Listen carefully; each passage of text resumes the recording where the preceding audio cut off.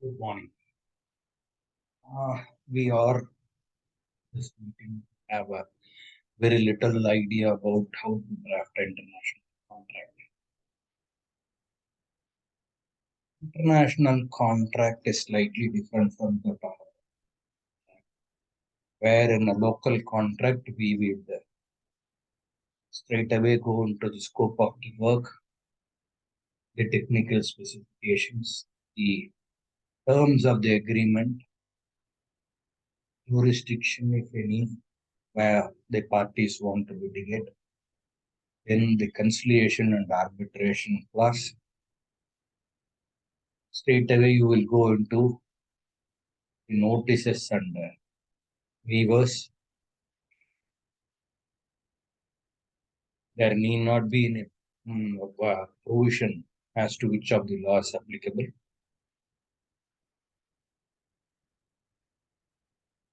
And the any other terms that the parties want, you will go to but in international contract. Before drafting the contract, one should know that the international law and the UN conventions, Hague conventions, and the law of the land where the parties are situated is very, very important. As far as the drafting or specification is concerned,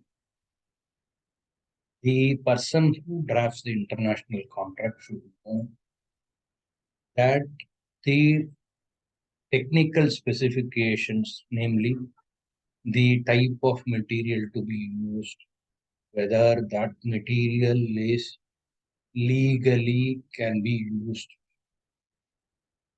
such material can be legally used, and there is no bar for using them, should be specified in that. Secondly, it should also specify that if there is going to be any such bar on a later date, how the contract is to be proceeded is should also be specified. And if it is not specified, then it would be no, that event will amount to novation of a contract. Therefore, when a international contract is drafted, the person who drafts should specify who is the first person, as in the drafting of plain. Then who is the second person should be specified. Just this is not only the preamble. I am saying after the preamble, one should specify who is the first person. That is the description. What he is, whether he is a manufacturer, he is a supplier, and about a little about him, so that by reading a contract, one could understand the character of the person who is entering into the contract. Likewise, the second person's description should be given. Then straight away, the person who is drafting should specify what is the nature of contract that is entered in with technical specification that particular head. That's all. Then pricing should be on a separate clause.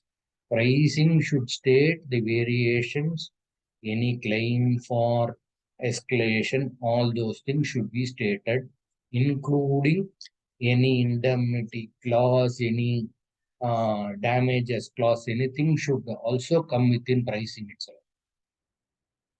The next aspect is when you draft an international contract, it would always be advisable to state that over and above any law that is agreed by the parties, because in many cases the parties will agree that this law of the particular country will apply to the contract. If the parties agree for such law to be applicable, then you should also state over and above that the international law and the term specified in the UNICITRAL guidelines is applicable. This is because the UNICITRAL is only an agency. UNICITRAL might be an agency, but it has specified the almost all the guidelines that should be incorporated in an international. Therefore, it will always be better for the person who drafts a contract to say that over and above this particular law of the land which is agreed by the parties, the international law as well as the sectoral law is applicable.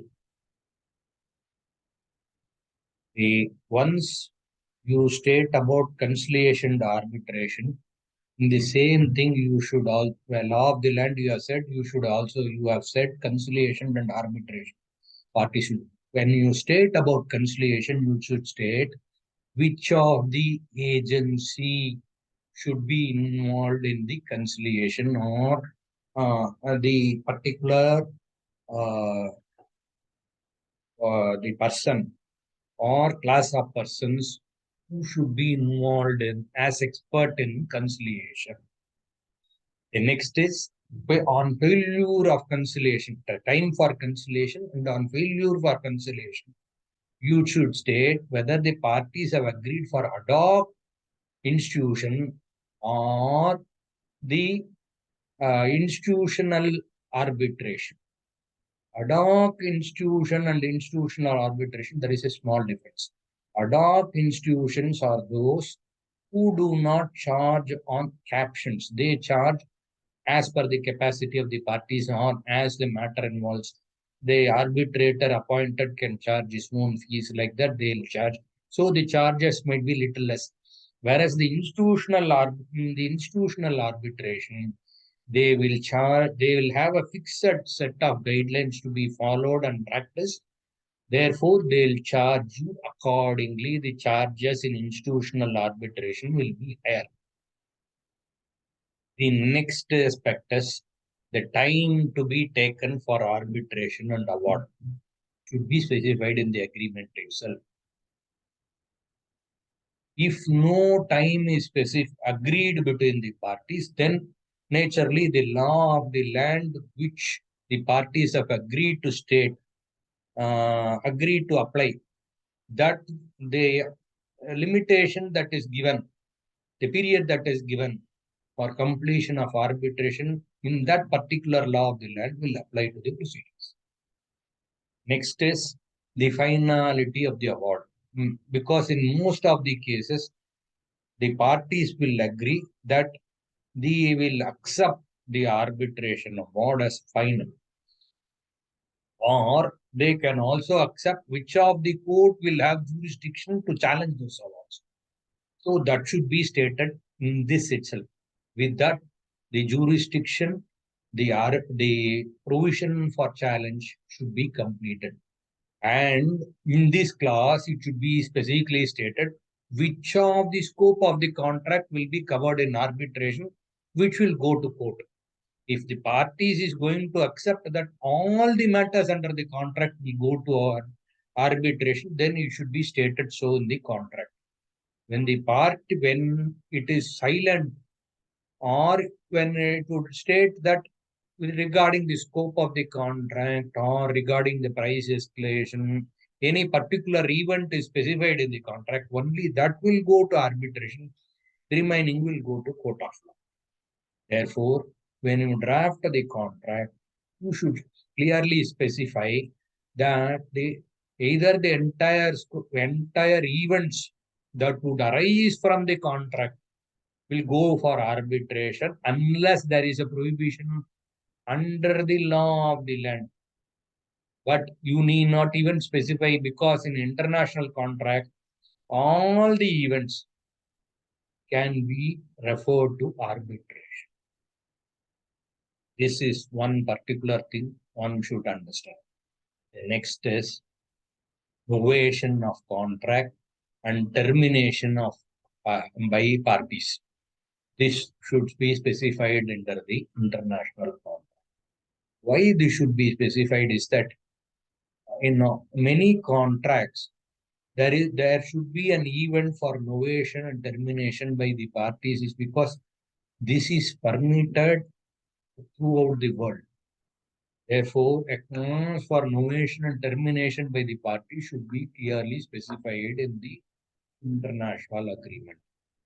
Next, what should be stated is how the notice should be served and the address of the parties to which it will be sent, the email address for which the notice is to be sent, and the parties agree that this mode of service will be proper service and they will not challenge the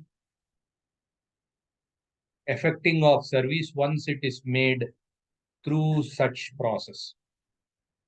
This should be specifically stated. The next aspect is when it is an ad hoc arbitration. When you go for an ad hoc arbitration, you can either state that a particular institution, through this particular institution, you will go for an appointment of arbitrator or through the process of court. The previous process, that is, the previous said when you draft an arbitration clause, you should also state in the ad hoc arbitration institution, if it is to be referred, you should state either if the parties agree that this institution will go for arbitration, through this institution they'll go for arbitration, or if they say that this institution alone will go for arbitration but do not specify who will appoint an arbitrator, if there is no, you should state that if there is no agreement between parties to choose the arbitrator for referring through this ad hoc institution, then they should approach the court. There should be a clause.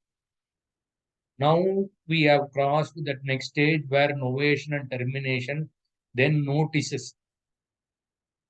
The last clause should be the how the payment should be. That is, this should not be the last clause, but I'm trying to say that next clause should be how the payment should be made, whether through letter of credit or through the bank details of the person who has to receive the payment.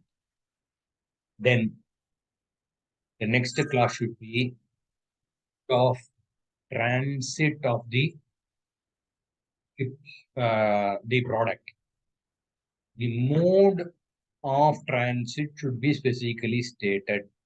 Where the parties do not agree for mode of transit, then in the particular case I have given for drafting, it is clearly stated that the transit mode that is specified by the buyer should be the mode for transport. So it is very easy when you draft saying that the mode specified by the buyer in whatever means he wants, the seller will book and that will be sent to him. And how the mode of payment, when the payment should be made, is also specified in the particular facts. Where when the international agreement is drafted, it should be carefully said that within this particular time the payment should be made, and if not made, how it is to be recovered. Should be specific. It can also be stated where the parties agree that there will be an escrow account or there will be an advance payment affected or a deposit that will be there, where in such events the parties can withdraw the amounts, then that should also be stated in these type of contracts. Then what should be stated is, because now that the persons will be in different countries, the mode of execution is very important. Mode of execution always the law of the land where you go for execution alone matters. But again, There will be testing of the proceedings that is conducted. That you need not worry at this stage, because you have clearly said that the arbitration process will go through the as per the guidelines, UNICITRAL guidelines. Therefore, you need not worry about all those things. The last aspect should be the parties have been authorized to sign the agreement, and at no point of time the parties will take a ground that they were not authorized. This should be specifically stated in the international. Therefore, with this, I'm ending this particular session. This is only a short gist of what should be done. I'll come forward with one more lecture where I'll give you a detailed sketch as to how and the principles to be followed in an international agreement. Good day.